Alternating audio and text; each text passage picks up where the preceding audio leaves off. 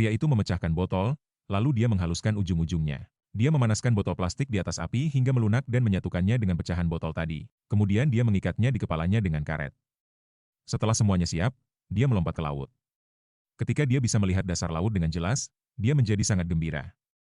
Itu memberinya harapan untuk bertahan hidup. Awalnya dia ingin menangkap ikan, tapi kemudian dia melihat sebuah perahu terbalik di dasar laut. Dia lupa soal menangkap ikan dan mulai membalikan perahu tersebut. Bagian bawah perahu itu sangat rusak, tapi melihatnya justru membuatnya lebih bersemangat. Dia mulai berpikir untuk melakukan sesuatu.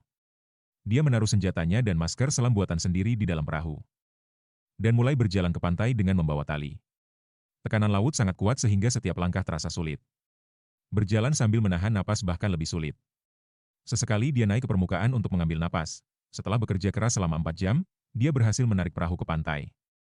Orang-orang yang melihatnya berlari untuk membantu. Tapi dia berteriak marah dan menolak bantuan. Dia memandang istrinya dengan marah. Dia tidak percaya orang-orang itu benar-benar ingin membantunya. Sebenarnya, sebelum mereka terdampar di sini ketiganya berada di kapal pesiar yang terbakar dan tenggelam. Mereka melompat ke laut. Istrinya dan seorang pria muda sampai lebih dulu ke bagian atas kapal. Dia sendiri terluka, jadi baru tiba di pantai kemudian terbawa ombak.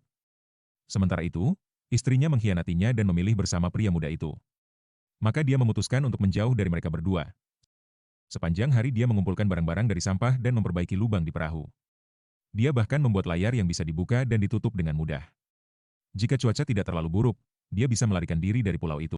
Melihat ini, Ching An, pria muda itu, merasa takut. Jika pria ini berhasil keluar dari pulau dan membawa bantuan, dia pasti akan membalas dendam. Jadi ketika pria itu pergi menangkap ikan, Ching An membangunkan wanita itu.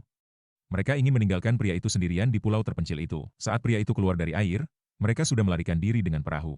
Melihat perahu menjauh, dia marah pada awalnya. Tapi kemudian dia berbaring santai di kursi dan mulai minum air kelapa sambil tersenyum. Dari laut, kedua orang itu tidak mengerti sikapnya. Tapi ketika air mulai masuk ke dalam perahu, mereka mulai sadar.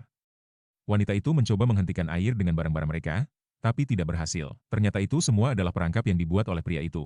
Tak lama kemudian, perahu tenggelam sepenuhnya. Keduanya kecewa, tapi untuk bertahan hidup, mereka harus berenang kembali ke pulau. Sementara itu, pria itu membakar gubuk kayu tempat mereka tinggal dan memanggang ikan untuk dimakan. Tapi beberapa jam kemudian, keduanya benar-benar berhasil berenang kembali. Mereka sangat kelelahan. Pria itu mengambil tongkat dan menyerang King An. Istrinya mencoba menghentikannya, tapi dia tidak mendengarkan. Dia membunuh King An. Lalu dia mengikat istrinya dan menghinanya. Mata istrinya menunjukkan penyesalan dan ketakutan. Dia tahu bahwa sekarang dia harus bergantung pada pria itu untuk bertahan hidup di pulau.